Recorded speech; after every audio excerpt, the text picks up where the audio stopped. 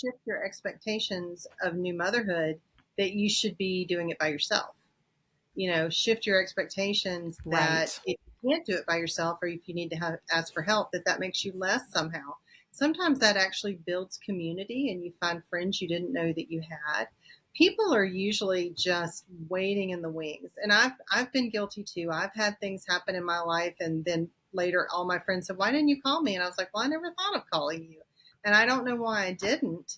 But, there are people around you. I think moms need moms for friends. There's got to be somebody that that's got to be at least one kid that's sort of in the same age range as your kids. And you might not have everything in common, but you need a friend who's a mom, because there's really only one person who understands what you're going through, and that's somebody who has gone through the same thing. Absolutely. And They make there's the nothing greatest like friends. yes, there's nothing like going to lunch at 2 p.m. with somebody else who has a baby, because she gets it. Yes, we have to eat now because this is when there's no people here, and we have to, and our kids are unpredictable, and maybe we'll get our food and then we'll have to pack it all up to go because our baby says we're done.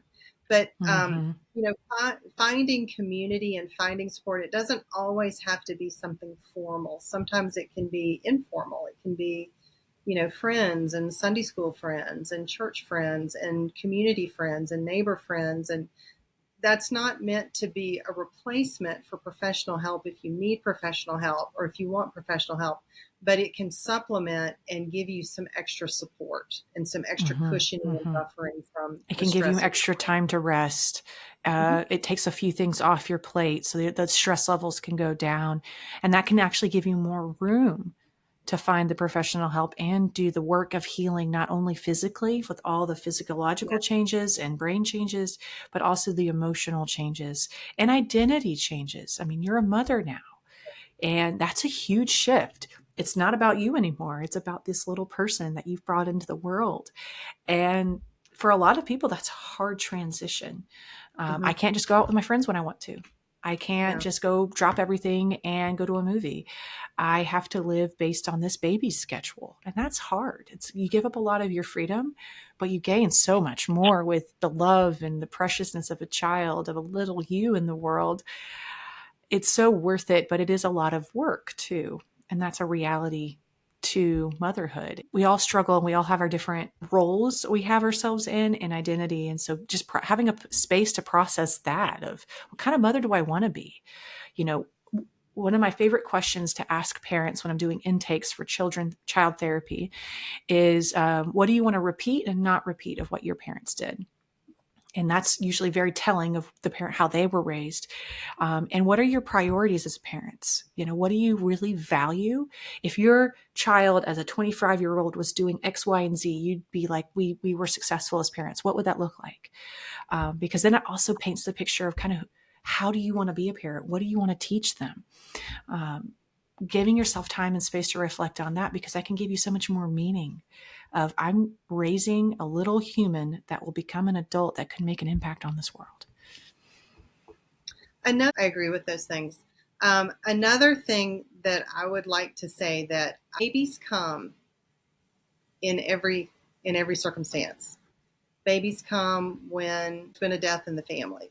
There's been a tragedy. Daddy still lost his job. Babies come when mom's just started a new job and they don't have any maternity leave. Babies come that you're not ready. And so I think that because there's so much glitz and glam and baby reveals and gender reveals, that if you're actually one of those families where, not that your child was unplanned, but the circumstances of your life are not exactly ideal, there's a lot sort of, I need to keep this a secret. This is shameful that, that yes, we're having a baby. You can still be happy that you're having a baby and happy for the child, but struggling because of everything else that's going on in your life and completely stressed out and completely overwhelmed. And you might need kind of help. changing that expectation of the romantic, everything will be picture perfect, and that shifting that expectation to things can happen. I've worked with a mother whose husband passed a week before the baby was born. And so she was actively in the middle of absolute grief because it was a complete surprise car accident. And then now trying to be a mother to a newborn. I mean, that just alone, I cannot imagine, but it's the getting support, the help, the mental health support as well, so that she can be as best of a mom as she can be through that circumstance, because life still happens when you're pregnant. Yeah, that's a great point.